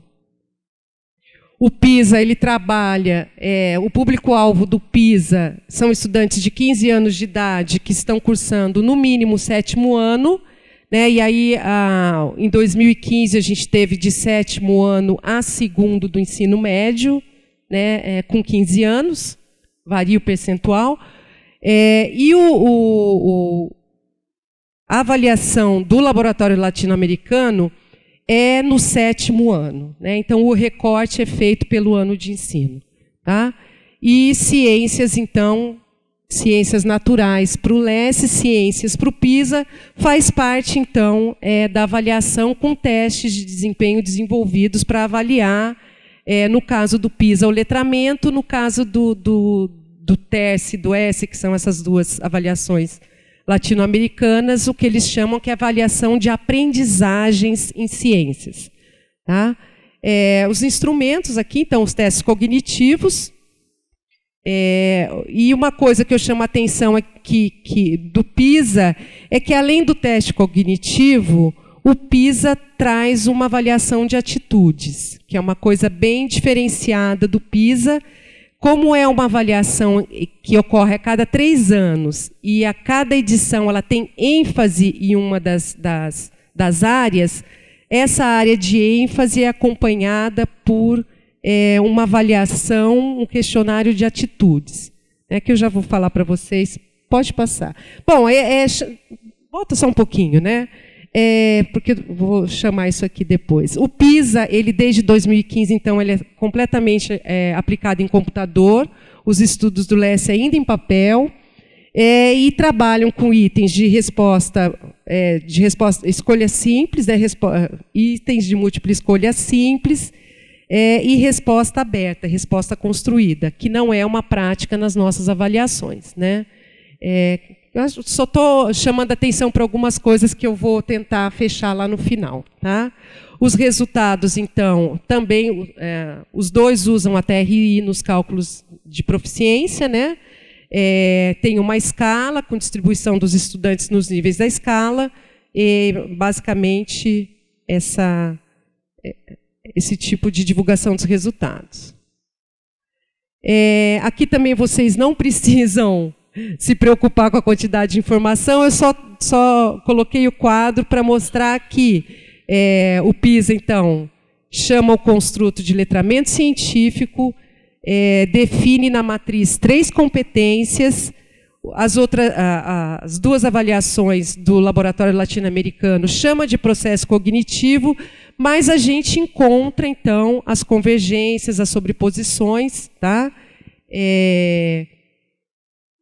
São maneiras diferentes de tratar coisas muito parecidas, eu diria assim, né? Mas que é importante da gente pontuar aqui, se a gente está falando em avaliação, né? O PISA separa o que a gente viu ali na BNCC como unidade temática, que a gente vai ver aqui nos estudos do LESE como domínios, que a gente pode chamar entre aspas, ou entender como os conteúdos, né, cobrados, ele separa, ele chama de conhecimento e faz essa distinção entre conhecimento de conteúdo, conhecimento procedimental e conhecimento epistemológico, que fica bem marcado nos documentos, né, nos documentos de referência, que o conhecimento de conteúdo eles chamam de conhecimento de ciências e o conhecimento procedimental e epistemológico como conhecimento sobre ciências. Tá? E esses domínios que aparecem claramente aqui, eles estão contemplados aqui nos conhecimentos de conteúdo. Tá? Eu vou apurar porque eu estou sendo... O PISA trabalha com contextos, ele define contextos, a avaliação do latino-americana não, ele fala que o contexto deve perpassar, né? Vou ser rápida, tá? E esse diferencial, pode ir para o próximo, por favor. Esse diferencial do PISA em relação à avaliação de atitudes, isso é muito interessante, porque isso tem relação com o desempenho do estudante, né, o interesse, a valorização da área. Isso acontece para cada área. Então, em relação às ciências, a curiosidade, são questionários que perguntam, né, se você assiste documentários de ficção científica, se você pergunta vários comportamentos, atitudes dos alunos em relação à ciência, se tem desejo de seguir uma carreira científica, e eles correlacionam isso tudo com a proficiência, né, que é bem interessante. No SAEB, como eu disse para vocês, não é uma coisa continuada. Pode ir, por favor, desculpa. O SAEB, então, nas edições de 97 e 99, teve, né, construção de uma matriz de referência para ciências da natureza, uma matriz com uma série de habilidades. Essa de 97 tinha mais de 100 descritores de habilidades. Foi revista em 99, onde houve uma diminuição do número de descritores, e de 99 até 2013, né, não houve avaliação de ciências, como eu já tinha falado antes. A gente iniciou em 2012, então, um movimento de tentar propor, né, uma matriz para ciências da natureza, e isso aconteceu também para ciências, para história e geografia, ciências humanas. Tá? E a matriz, ela tem essa cara, pode ir. A matriz tem essa cara, é uma matriz que não tem lista de descritores, né? Ela tem cruzamentos entre os eixos estruturantes e as operações cognitivas, e a ideia é que, ao longo do tempo, a gente fosse preenchendo essas células com os itens, né? Com a descrição dos itens naquela estrutura que aparece na base. Então, existe uma coisa muito convergente de o item com operação cognitiva, o objeto do conhecimento e o contexto, né, que a gente já usa para o Enem, para o mapa de itens do Enem, essa estrutura. Então, a ideia era essa. Esse foi aplicado em 2013 como piloto, E também depois descontinuou e a gente agora está pensando no Plano Nacional de Educação, revisitando isso. Então, vou passar bem rápido aqui os diálogos. Pode passar, por favor, que seria mais uma... né? Então, o objetivo do ensino focado no letramento científico, tal como referenciado na BNCC, converge com o construto definido na avaliação de ciências do PISA. Tá? As competências específicas definidas na BNCC agregam ao conhecimento dos conceitos fundamentais o domínio de processos, práticas e procedimentos de investigação, convergindo com o que é definido na matriz do PISA como conhecimento de e sobre ciências. Tá? O conhecimento conceitual de ciências é relacionado aos sistemas físicos, vivos e terra e espaço, tanto na BNCC quanto nas avaliações consideradas. Pode ter desdobramentos, né, entre matéria e energia, pode desdobrar, a vida também às vezes desdobra, no S desdobra, na matriz do SAEB isso está em 5, mas olhando são, né, é a mesma coisa, né, com outra roupagem, diria assim. Né? O ensino sobre ciências na matriz do PISA é marcado com essa questão do conhecimento procedimental e epistemológico. Nos estudos do LES, eles vão aparecer nos processos cognitivos, pensamento científico e resolução de problemas, produção, transferência e avaliação do conhecimento científico já para a edição de 2019. Né? Eu esqueci de falar, mas o ES, então, vai ser aplicado em 2019, então já está sendo construído itens para essa aplicação. Uma outra coisa que eu coloco aqui é que, ao assumir o uso de uma taxonomia de objetivos educacionais para a definição das habilidades ao longo do ensino fundamental, a BNCC se aproxima à metodologia adotada na construção das matrizes, testes e escalas das avaliações consideradas. Né? E a avaliação de atitudes, então, como uma dimensão da matriz exclusiva do PISA. Tá? E aqui é meio assim um exercício de possibilidades de avanços. Esse quadro está no documento da base como sendo situações que as ciências, né, o ensino de ciências deve ter como elemento central o processo investigativo, né, e promovendo situações nas quais os alunos possam observar o mundo, analisar, propor, realizar. Se a gente olhar isso aqui e pensar na avaliação, eu acho que abre espaço para a gente refletir no formato da nossa avaliação. Né? É só teste de marcar X, né? Para ser bem assim. Será que não cabe a gente começar a pensar em questões abertas? Né? O que a gente realmente quer verificar? Tem coisas que não é possível de verificar. Né? E uma outra questão nos testes eletrônicos. E aí, assim, é uma questão assim que minha, assim, de paixão mesmo, né? Quando a gente começa a olhar a prova eletrônica do PISA, realmente o meio eletrônico abre um mundo, entendeu? Porque assim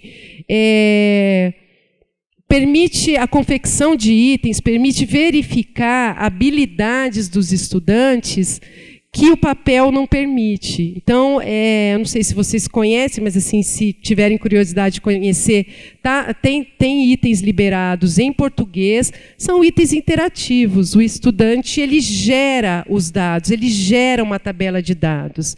E ele, a partir daqueles dados gerados, ele extrai as conclusões. Então, na própria avaliação, você consegue realmente, quando você diz que ele tem que ter um conhecimento procedimental, conhecimento epistemológico, ele tem que saber o que fazer com os dados e interpretar, você consegue ver isso.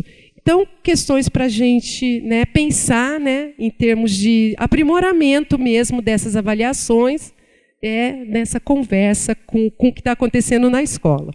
Tá? E aí, assim, eu tenho mais coisas que a gente pode conversar amanhã, inclusive dados do PISA 2015 em ciências, que eu acho que é bem interessante. Tá? Obrigada, gente.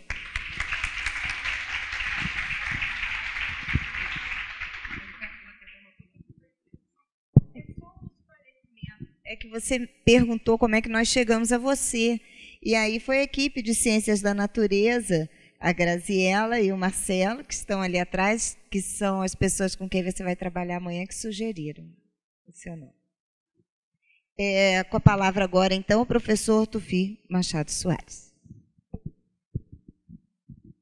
Eu quero agradecer o convite. Tá bom? Volume?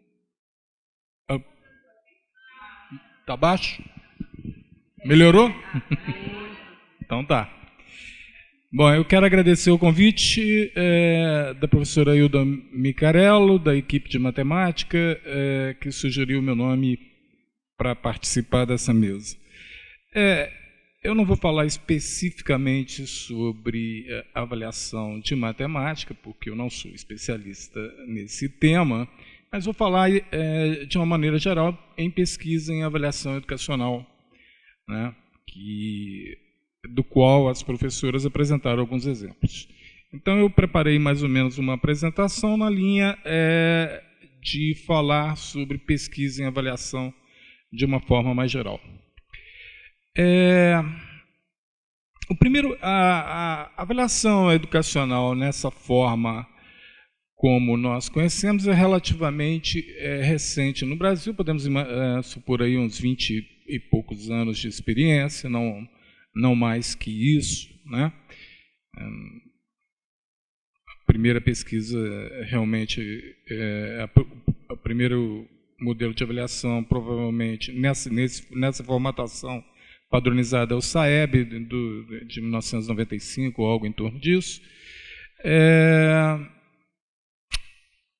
E o interessante é que a avaliação educacional ela abre de diferentes dimensões para a pesquisa, né? Não só pesquisa para produzir uma avaliação de qualidade, como pesquisa educacional baseada em resultados de avaliação. Aqui se misturou um pouco dessas duas dimensões, né, da pesquisa em avaliação. Então, como é da minha natureza, eu gosto de caracterizar e analisar todas essas questões. É mais ou menos isso que eu vou fazer. O primeiro tipo de pesquisa, e depois, claro, vou falar um pouquinho sobre a pesquisa que eu realizo ou gostaria de realizar. O primeiro tipo de pesquisa em avaliação que surge naturalmente é aquela pesquisa que é realizada para produzir uma avaliação de qualidade. Essa pesquisa ele está intimamente ligado com os estudos de currículo, os estudos de formação, né? Os estudos, e aí surge todos esses trabalhos de associação dos objetivos da pesquisa, da avaliação educacional com os objetivos maiores da educação, né? Então, esqueci a palavra, essa associação dessas duas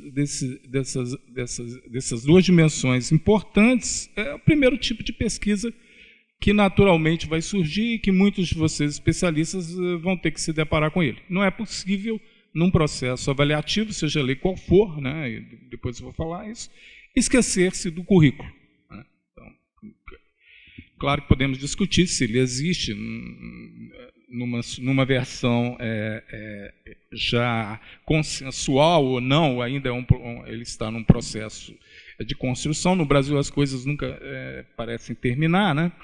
Mas é um elemento muito importante no processo avaliativo. A segunda questão importante no processo de avaliação é compreender bem a finalidade daquela avaliação. A avaliação tem finalidades diferentes. Avaliações como a do SAEB têm uma finalidade sistêmica de avaliação, né? Embora muitas vezes os nossos centros de avaliação, e aí inclui o INEP, por exemplo, que dão destino diferentes para um certo tipo de avaliação, como é o caso do Enem, né? Exemplo bastante típico, e que torna, né, aquele processo avaliativo extremamente complexo, né, porque ele tinha um destino e passou a ter outro, uma finalidade diversa, mas devemos nos esforçar para produzir um sistema de avaliação adequado aos seus objetivos. Nós precisamos compreender bem a que serve o processo avaliativo para que o desenho da avaliação, seja o desenho dos instrumentos, seja o desenho dos métodos de mensuração, seja o desenho dos métodos de divulgação, possam ser construídos adequadamente. E isso muitas vezes não está muito claro. Nós temos uma experiência clara na avaliação sistêmica, que muitas vezes ela se mistura com a avaliação, por exemplo, de nível de aprendizado específico de aluno, com objetivo de intervenção, por exemplo. É um objetivo diferente no processo avaliativo, né? E os especialistas precisam estar um pouquinho atentos a essas questões, inclusive isso tem influências importantes na forma como as matrizes da avaliação são construídas e, consequentemente, na forma como os itens são construídos e a própria medida nos seus diferentes entendimentos, né? Algo que eu pretendo falar um pouco mais, que é a questão da validade, como o Manel tocou aqui no início. Então, isso é um ponto importante, quer dizer, se eu tenho uma finalidade de avaliação de um sistema educacional, e note, avaliação não quer dizer que eu vou... avaliação é sempre um recorte, isso não é possível, né? Como a pesquisa é um recorte, disse a Delaine, começou a apresentação dela dessa forma, avaliar também é assim, né? Avaliar é um elemento importante, mas ela sempre será um recorte, você sempre terá que decidir o que é mais importante, né, o que é mais fácil de ser avaliado. Eu acho que tudo que é importante é possível de ser avaliado, mas às vezes pode ficar muito caro, pode ficar muito difícil disso ser feito de uma maneira ou de outra. Mas, enfim. Então, eu vejo atualmente isso com certo grau de preocupação, o confundimento de finalidades diferentes para certos testes, né? Há testes que foram concebidos sobre uma determinada finalidade e depois passam a ter uma finalidade um pouco diferente. E isso tem tudo a ver com a validade daquela medida que você está colocando.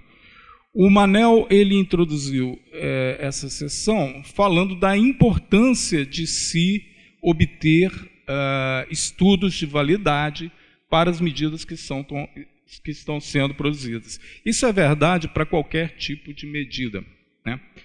E existem vários tipos de validade. Eu não vou entrar numa apresentação acadêmica sobre isso.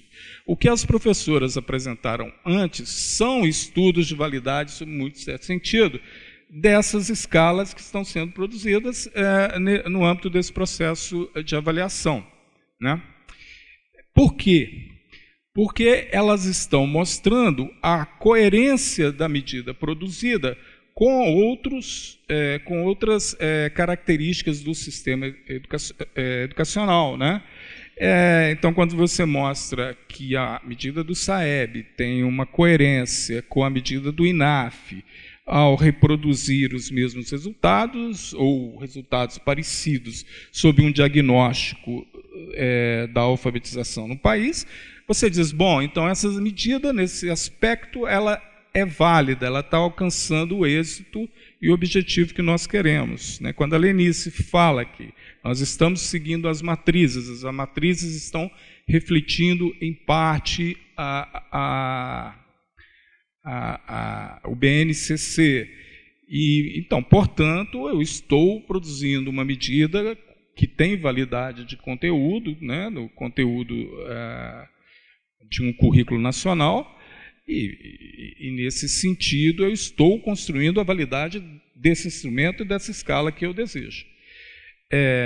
Então, esse é o primeiro aspecto na validade das medidas que os especialistas têm que estar atentos. Eu tenho certeza que essa conexão entre currículo e objetivo da avaliação certamente é uma conexão imediata do que se faz. A outra questão importante que está ligado aí diz respeito à limitação da forma como se mede, do instrumento de medida. Né? A escolha de testes objetivos de múltipla escolha é uma escolha pensada, né, originalmente por uma série de razões. Né? Facilidade de construção, o custo do processo é mais vantajoso, né? Existem dificuldades inerentes quando nós queremos sair desse processo avaliativo. Mas, por outro lado, é claro, isso nos limita naquilo que nós podemos fazer. Né? A questão é saber se isso é possível de ser feito para aquela finalidade que nós queremos. E quando quisermos fazer um tipo de avaliação que vá além desse formato de itens que são utilizados, ter em mente exatamente para que e que tipo de competência eu desejo avaliar com um outro processo. Né? Podemos querer que um item avalie competências das mais variadas. Isso não é possível, porque você não vai conseguir produzir uma mensuração e uma qualidade de item que seja adequado para isso. Né? Bom, então toda essa área aí está ligado àquela pesquisa em educação, né, que é a pesquisa em avaliação, desculpe, que está associada à questão de produção de uma medida de qualidade. Né? Também temos a pesquisa em avaliação que se utiliza desses resultados das avaliações educacionais para produzir estudos de pesquisa em educação, né? Que colaboram, que vão somar a pesquisa educacional tradicional, né? Porque se baseia em base de dados bastante relevantes, né? Em dados que são coletados com grande precisão e em quantidade bastante extensiva, permitindo analisar sistemas educacionais, permitindo analisar até mesmo processos educacionais. Então, isso é um produto, poderíamos dizer que não é o produto primário da avaliação educacional, que é o de produzir a medida, né? É o to assess, é o de você ter uma medida do aprendizado do aluno, mas é uma pesquisa que utiliza essa medida do aprendizado no sentido de compreender melhor o processo educacional nas suas diferentes dimensões. E aí nós temos pesquisa que vão desde a área da sociologia da educação até pesquisas que estudam os processos pedagógicos dentro da sala de aula. É possível construir estudos em todas essas direções. E aí a gente volta novamente a pesquisas que vão dar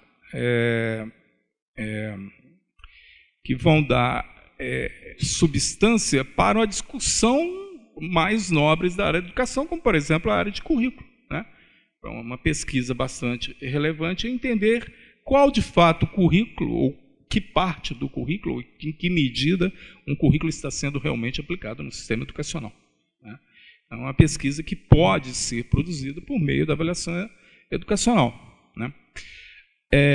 Também tem toda a pesquisa que se produz na área de eficácia escolar, por exemplo, na qual eu tenho alguns trabalhos em que se estuda como os sistemas educacionais estão produzindo aquele aprendizado, se eles estão promovendo o aprendizado ou não estão aprendendo o aprendizado de forma adequada ou não adequada, e tudo isso pode ser obtido dentro com os resultados da avaliação educacional. Né? A propósito disso, eu vou fazer aqui só uma pequena propaganda aqui do livro e também para exemplificar esse tipo de abordagem dos resultados da avaliação educacional. Então, nós estamos lançando aqui um livro, né, um estudo sobre educação brasileira, que foi organizado por mim e pela professora Alicia Bonamino, com 10 estudos e que todos, praticamente, acho que quase todos, utilizam dados de avaliação educacional em larga escala. Particularmente, um dos trabalhos que eu estou apresentando discute uma questão bastante importante nos processos educacionais brasileiros, que é a questão da reprovação ou não, né, nas séries iniciais. Então, aqui há uma característica interessante dos sistemas avaliativos brasileiros, é que eles são, em geral, análises transversais. Eles poderiam ter uma dimensão longitudinal, né? Quer dizer, os dados do INEP, SAEB, do CIMAV, do PROEB, poderiam ter, principalmente das avaliações estaduais, poderiam ter uma dimensão longitudinal, em que os alunos pudessem ser observados ao longo do tempo. Isso porque você realiza avaliações em diferentes séries, né, em anos escolares. É uma questão de você conseguir fazer a ligação desses alunos, né? Um processo técnico, não é tão simples, né? Mas seria bastante interessante para a pesquisa educacional. Esse estudo, em particular, é um estudo longitudinal, e ele observa o aluno. É um estudo tradicional em avaliação de políticas públicas, de projetos e políticas públicas, em que você observa o início da política, né, o que acontece desde o início da política até um determinado tempo de desfecho, né? Nesse caso, nós estávamos analisando a reprovação. Então, foi comparado um grupo de escolas que apresentavam, tinham reprovação nas suas práticas, e um grupo de escolas que não tinha reprovação. Todos os alunos eram promovidos desde o terceiro ano até o quinto ano, né? E aí fizemos um acompanhamento das proficiências. Proficiências foram medidas, terceiro, quarto e quinto ano, tanto em língua portuguesa quanto matemática. O que, basicamente, que se observa é o seguinte: então, se comparou o aluno um pouco mais, né? Comparou-se o aluno quando ele estava no terceiro, quarto e quinto ano, e se comparou o aluno também, então, na série correspondente, e se comparou o aluno também no ano, né? O primeiro teste, todos estavam no terceiro ano, alguns foram aprovados, outros não foram reprovados, e a gente viu a trajetória desses alunos. E o que você observa é o seguinte: em língua portuguesa, tanto você fazendo uma comparação ano a ano, quanto uma comparação por série, os resultados de proficiências não se alteram. Então, mesmo aluno com 2 habilidades no terceiro ano, quando ele chega no quinto ano, eles estão com o mesmo nível de habilidade, no quinto ano, 3 anos depois, eles estão com o mesmo nível de habilidade. E se você compara também por série, quando eles chegam no quinto ano, também estão com o mesmo nível de habilidade. Ou seja, não há diferença, ele continua aprendendo, sendo reprovado ou não sendo reprovado. Não estou discutindo se o tratamento dado, a reprovação, é o tratamento que se gostaria de dar ou não. Estou dizendo que, do ponto de vista prático, é isso que se tem. Em matemática, o resultado é um pouquinho diferente, né? Quando se observa ano a ano, a proficiência dos alunos que foram promovidos é uma proficiência mais alta do que os alunos que foram reprovados, né?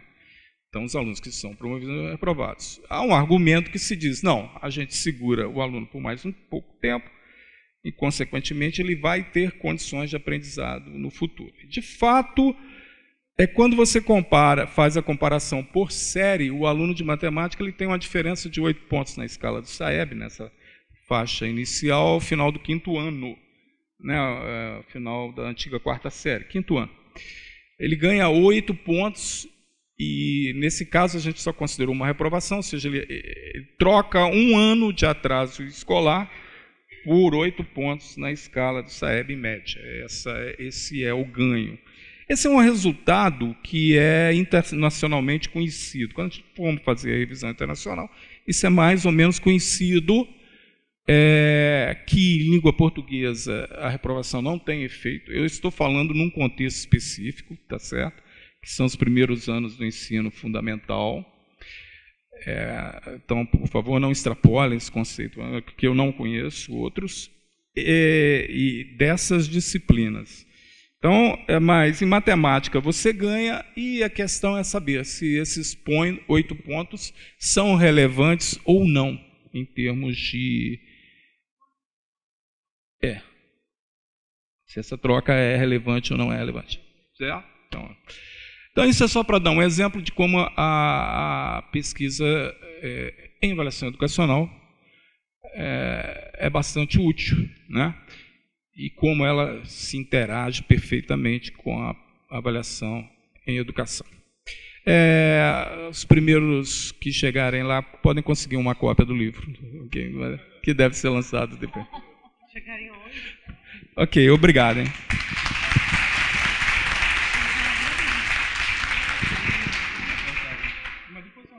Bom, eu tenho uma má notícia e uma boa notícia, né?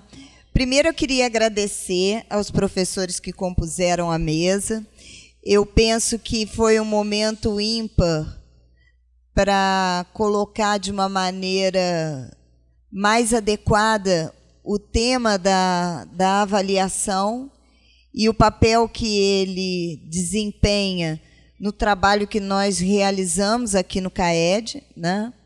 Eu penso que, com base em tudo que nós ouvimos aqui, foi possível perceber que a atividade de avaliação, e mesmo a avaliação sistêmica em larga escala, ela é uma atividade que demanda um conhecimento muito aprofundado daquilo que se pretende e do modo como se busca alcançar o que se pretende, e, por conseguinte, gera também um conhecimento muito precioso a ser apropriado pelas escolas, pelos professores, pelos gestores, né?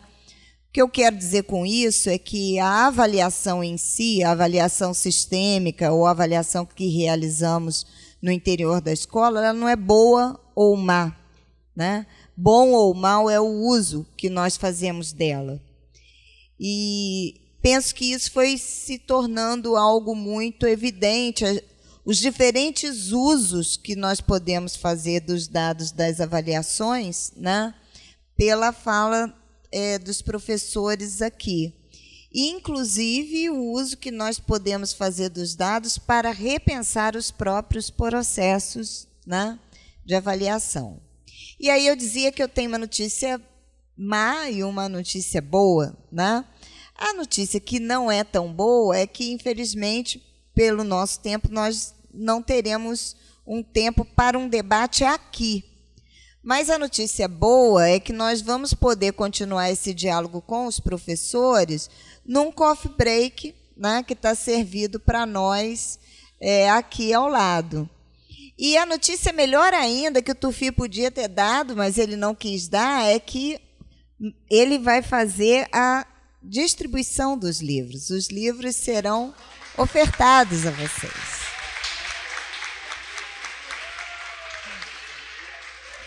Então, me coube essa agradável tarefa de dar uma boa notícia, né? No mais, eu quero agradecer a participação de vocês nessa tarde e realmente convidá-los a continuar essa conversa com os professores. Nós, da pesquisa em avaliação, teremos esse privilégio amanhã, mas vocês sintam-se convidados também a continuar conversando com eles lá fora, tá? Obrigada.